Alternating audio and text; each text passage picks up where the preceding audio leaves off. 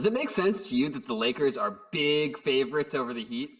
All right, the bubble is a strange time. We have two teams that weren't in the playoffs last year playing in the finals. That's not something we have seen before. You've got the Miami Heat being the surprise of this season, but their two young players are really growing up fast right in front of your eyes, and you probably can't win a championship with Jimmy Butler as your best player. But if I make Bam and Tyler Hero suddenly become something that feels a little bit better than Jimmy Butler, then who is LeBron going to be guarding at the end of the games? I just remind you, I know most people are going to take the two best players play for the Lakers. That's indisputable. But I remind you that the Miami Heat have lost just as little as the Lakers have in these playoffs, and they've done so against better defenses. This Lakers team that you've seen has played against only bad defenses in the finals. That's not what they're going to see in the finals.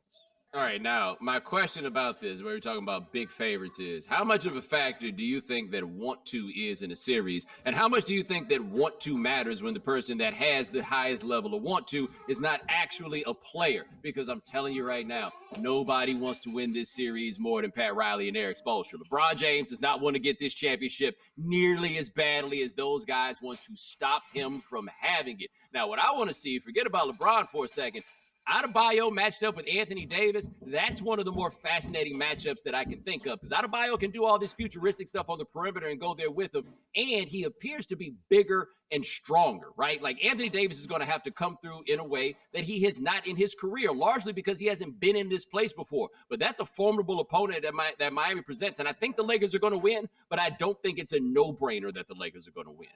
Yeah, I've heard it said multiple times that this is not the same as last season. Last season is over. This bubble season is a new season, and these teams are different teams, and it does feel like that is true, especially through the playoffs so far. Miami has seemed like the best team in basketball. If you can erase the history that you have with players like LeBron and players like Anthony Davis, you can watch these games. I think it's hard to argue that the Lakers are better necessarily than the Heat. Certainly not a sizable favorite in this situation, but I still find it so hard to pull myself away from all of NBA history. Like, we can point out the few occasions when the better team beat the better players. Normally the better players pull it out, and it's normally just one better player. In this case, they have both of the better players, and I understand they have shortcomings throughout the rest of their roster, and the Heat are a great team, and they are much deeper, and they can rely on a lot of different people, but at the end of the game, it always comes down to a couple possessions, and you can give it to LeBron, you can give it to AD, you can feel more comfortable and confident than you can when you give it to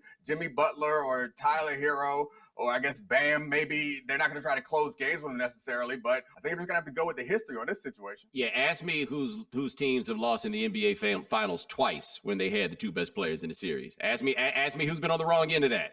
His name is LeBron James. I'm guessing that this show was a little more, or felt a little more Miami homerific there than the rest of the national media are going to approach this series. I'm assuming that the national media is going to expect the Lakers to walk over. But if you thought we were homerific, you want to hear from my dad? The Celtics, what a bunch of losers.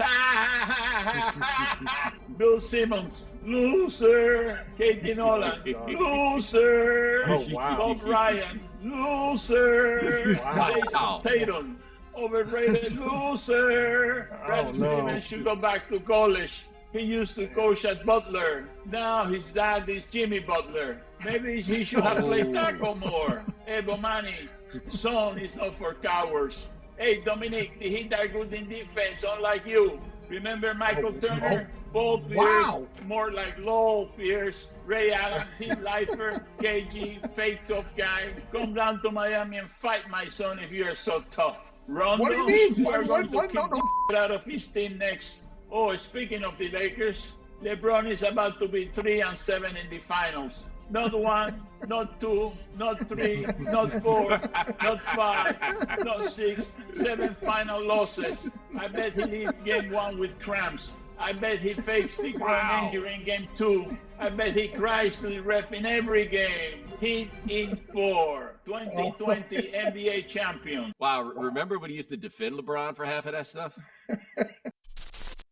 Thank you for watching ESPN on YouTube. For live streaming sports and premium content, subscribe to ESPN+.